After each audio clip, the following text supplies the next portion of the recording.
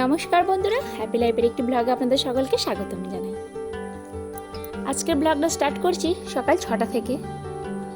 বড় মেয়েটাকে ওর বাবা স্কুলে দিতে যাচ্ছে, আর ছোট মেয়ের কাণ্ডটা শুধু একবার দেখুন। এখন ঠিক আমরা যেই টাইমে ঘুম থেকে উঠি, বিশেষ করে আমি যদি 5 থেকে উঠি, ও ঠিক সেই টাইমে উঠে পড়ে। কী বা 5টা বাজে, কী বা 6টা, কী বা 7টা, 7:30, মানে আমি ওঠা মানেই ও উঠে পড়বে।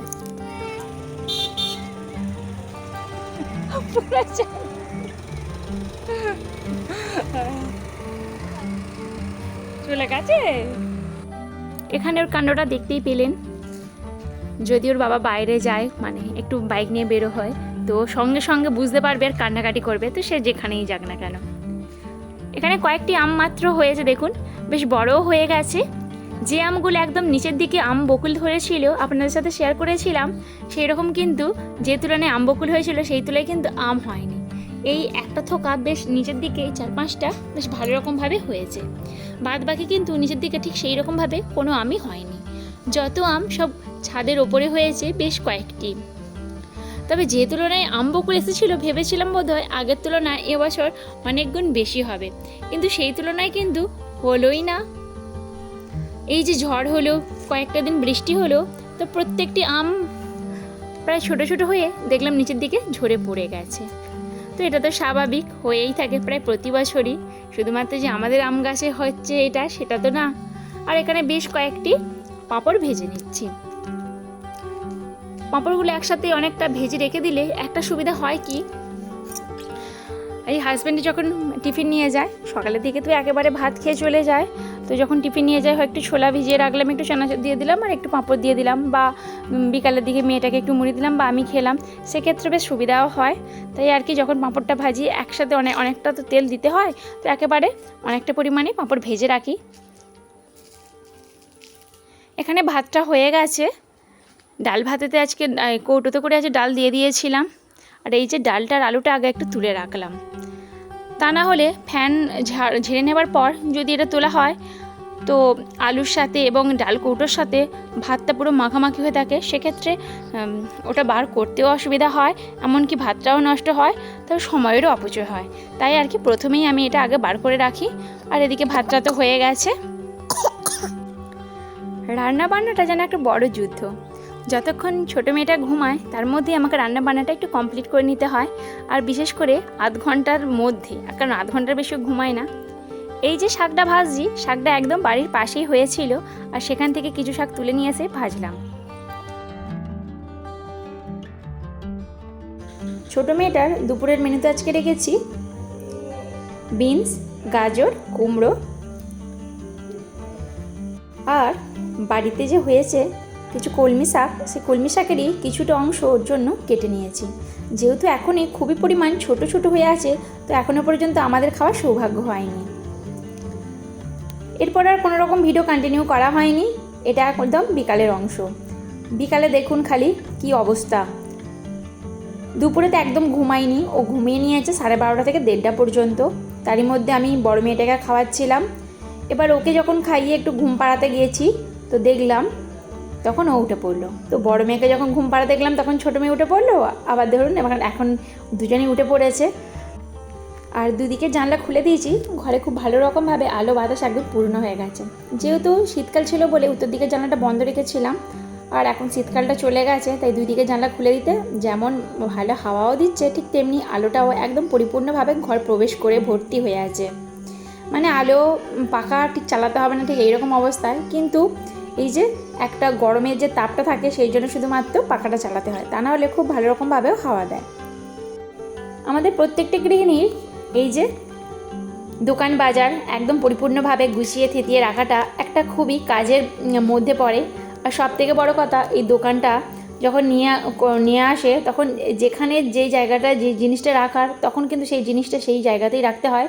তাহলে কি হয়, সঙ্গে সঙ্গে রাখলে পারে একটা সুযোগ সুবিধা তো থাকেই, যে বারবার আর খুঁজতে হয় না, বা এই জিনিসটা নিয়ে আসা হয়েছে পরে তুলবো, ঠিক এইরকমও একটা সবসময় মনে হতেই থাকে। তো এখন যত দেরি হোক না কেন, আমি তুলে তারপরেই রাত্রিরে তো হলে একদম কোনো কথাই নেই, মেয়েরা ঘুমায়, আর সবাই খাওয়া দাওয়ার পর আমি একদম সমস্ত কিছু গুছিয়ে থেতিয়ে তারপরে শুয়ে পড়ি। আবার দুপুরের দিকে হলেও সেটা করি, বিশেষ করে ওই দুপুরের দিকে বা রাত্রের দিকে এটা আমি করে থাকি। আর দেখুন আমি প্যাকেট শুদ্ধ আটা বা ময়দা রাখি, তাহলে কি হয় নষ্টটা খুব কম হয় এবং পাত্রটাও পরিষ্কার থাকে। এখানে আগের কিছুটা ময়দা ছিল, তাই ময়দাটা পেপারে রেখে দিলাম। এখানে পেপারে রাখার সুবিধা, ধরুন এই পাত্রটা চেঞ্জ করার আছে বা এই পাত্রটাতে কোনো কিছু রাখার আছে, সেক্ষেত্রে পেপার সমেত এটা সরিয়ে নিলেই হয়ে যায়।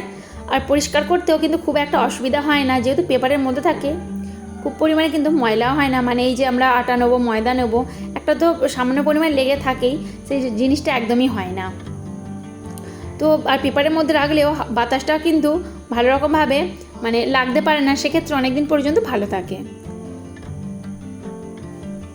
তো এখানে এই যে আমি জিনিসপত্রগুলো তুলি আর আপনার সাথে দু একটা কথা শেয়ার করি। বাচ্চাদের এই যে গরমকালে আমাদের কি হয়, আমরা যখন ওদেরকে খাওয়াই ওরা খেতে চায় না, ওদের যেটা মেন কথা হয় রুচি থাকে না আর কি। এই দেখুন এখানে মটর কড়াইগুলো কেমন পড়ে গেল। আমি সাধারণত যেটা করি, যখন এই ধরনের প্যাকেট আমি ভরতে যাই, তো সেক্ষেত্রে দুই দিকে যে হ্যান্ডেলটা থাকে সেটা কিন্তু আমি কেটে দিই, তাহলে কি হয় যে আজকে যেমন পড়ে গেল এই জিনিসটা কিন্তু পড়ে যায় না। কিন্তু এখানে কি হলো, আজকে আমি আর তাড়াতাড়ির মধ্যে করছি আর কাটা হলো না, ভাবলাম যে ঠিক করে মানে রাখতে পারবো, কিন্তু দেখলাম সেটা রাখতে পারলাম না আর কি। তো এখানে কিছু আমন্ড আর কাজু বাদাম নিলাম, কালকে মেয়েটার কিছু হোমমেড রেসিপি তৈরি করব, তো আপনার সাথে শেয়ার করবো অবশ্যই।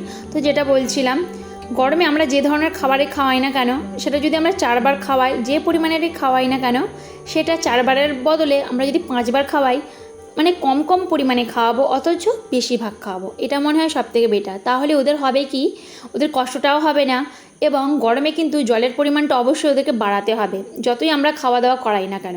তো আমি তো আমার দুটো মেয়ের ক্ষেত্রে ঠিক সেই রকমই করাবো, আর বড় মেয়ের তো ওই রকম করি, তাই আর কি আপনার সাথে শেয়ার করলাম। একটু খাবার যদি ওরা কম খায় সেক্ষেত্রে কিছু প্রবলেম হবে না, কিন্তু গরমে জলের পরিমাণটা বেশি পরিমাণে খাওয়া দরকার, মানে যতটুকু জল প্রয়োজন ঠিক ঠিক ততটুকু খাওয়াটাই দরকার, তার কম যেন না হয়, এটাই আমি বলতে চাইছি। তো খাবারটা যে পরিমাণে খাওয়ার অল্প অল্প পরিমাণে খাওয়াবেন এবং সামারে যে ধরনের খাওয়া দাওয়া প্রয়োজন, বিশেষ করে যেমন বাচ্চাদের একটু পাতলা করে ঝোল, এই সমস্ত জিনিস খাওয়ানোর চেষ্টা করবেন। আর আমি আমার ছোটো মেয়েকে যে ধরনের খাওয়াবো সেই সমস্ত অবশ্যই আপনাদের সাথে শেয়ার করব। আর আপনাদের সাথে কথা বলতে বলতে এখানে এই যে আমার আগের যে দুটো ডিম ছিল, সেই ডিম দুটোই ছোট্ট ঝুড়িটাতে রাখলাম, আর বড় ঝুড়িটাতে এই যে আজকের যে ডিমগুলো এনেছে সেইগুলো রেখে দিলাম। দুটো আলাদা আলাদা করে রাখলাম, কারণ এই যে আগের ডিমটা আগে ইউজ করে দেব, এরপরে এই যে রান্নাঘরটা পরিষ্কার করব, তারপরে ঘরে যাব। এখন দুটো মেয়েই ঘুমিয়ে পড়েছে, তো সেক্ষেত্রে এই যে রান্নাঘরের কাজকর্ম যা থাকে আমি করে নেওয়ার চেষ্টা করি। আর এখানে বিকালে অবস্থা দেখুন, রং মেখে করেছে দেখুন, আর আমি এখানে এসেছি বলে ছুটে চলে যাচ্ছে। ঘুম থেকে উঠেছে, আমি একটু ছোটো মেয়েটাকে নিয়ে ঘরের মধ্যে ছিলাম, আর ওর অবস্থাটা দেখুন, রং মেখে একদম মানে আবির মেখে ভর্তি করে দুটো আবার মুখেও মেখেছে। যাই হোক, ওকে চেঞ্জ করে দিলাম, তারপর ওদেরকে নিয়ে একটু বাইরে এলাম। আর এই যে এখন ছোটো মেয়ে ওই দিদি গাড়িতে চাপছে, এখন পা হাত একদম মানে কি বলবো, মানে চাপবে বলে এমনই করছে যে ওকে চাপাতে বাধ্য হলাম। আর দেখি চুপচাপ বসে আছে। মাঝে মধ্যে একটু ওদেরকে নিয়ে বাইরে এলে ওদেরও বেশ মনটা ভালো থাকে আর আমারও মনটা ভালো থাকে, কিন্তু রোজ দিন তো আর বেরোনো হয় না। যেমন তাই একদিন একদিন ছাদের দিকে যাই, আবার একদিন হয়তো ওদের দুজনকে নিয়ে একটু উঠানেই ঘুরি। আর এখন একদম গরম যেহেতু খুব ভালো রকমভাবে পড়ে গেছে, তাই আর উঠোনে আজকে না ঘুরে আজকে একটু বাইরে এলাম। বিশেষ করে হাজব্যান্ড থাকলে তখন ছাদে যাই, কারণ ছাদে যেতে গেলে দুটো মেয়েকে নিয়ে আমার পক্ষে একা যাওয়া সম্ভব হয় না। তাই সব থেকে যেটা বেটার হয় একদম বাইরে একটু ওদের দুজনকে নিয়ে চলে আসা, কারণ অতটা সিঁড়ি ভেঙে যাওয়াটা খুবই একটা চাপের মধ্যে দিয়ে হয় আর কি। আর সারাটা দিনের পর রাতেও কোনো রেহাই নেই। এই যে দেখুন কেমন সেই একভাবে খুনসুটি করেই চলেছে। বিছানায় অনেকক্ষণ ধরে বসেছিল, তারপর ওকে অনেকক্ষণ ধরে নিয়ে ঘুরছিলাম, আর ভালো লাগছে না, তাই আর কি এই যে ওকে একটু সোফায় বসিয়ে দিলাম আর ওর সামনে একটা পুতুল দিয়ে দিলাম, ও যতটুকু খেলে আর কি। একদম ক্লান্ত হয়ে পড়েছি, বিশ্বাস করুন। প্রতিটা দিন এই দুপুর থেকে একভাবে নিয়ে ঘুরতে আর ভালো লাগে না। আর আজকে বিছানাপত্র শুধুমাত্র বিকালে পরিষ্কার করেছি, তারপর এখনও জামা কাপড় পরে আছে আর হাসছে দেখুন। তবুও কী করবো বলুন, এই সমস্ত নিয়েই আমার সংসার, এই সমস্ত নিয়েই আমার শান্তি, এই সমস্ত নিয়েই আমার সুখ দুঃখের জীবন। তবুও যতই আমি দুঃখ কষ্ট করি না কেন, তবু এরা দুজনেই আমার কি বলবো ভালো থাকার একটা সম্পদ। তো যাই হোক বন্ধুরা, ভিডিওটি আজ এই পর্যন্তই রাখলাম। যদি ভালো লেগে থাকে তাহলে অবশ্যই একটা লাইক এবং একটা কমেন্ট করবেন। আশা তো রাখছি আপনাদের এতটুকু হলেও ভালো লেগেছে। আপনাদের একটা লাইক একটা কমেন্ট আমাকে পরবর্তী ভিডিও বানাতে মোটিভেট করে। যদি নতুন বন্ধু হয়ে থাকেন তাহলে অবশ্যই সাবস্ক্রাইব করে পাশে থাকবেন।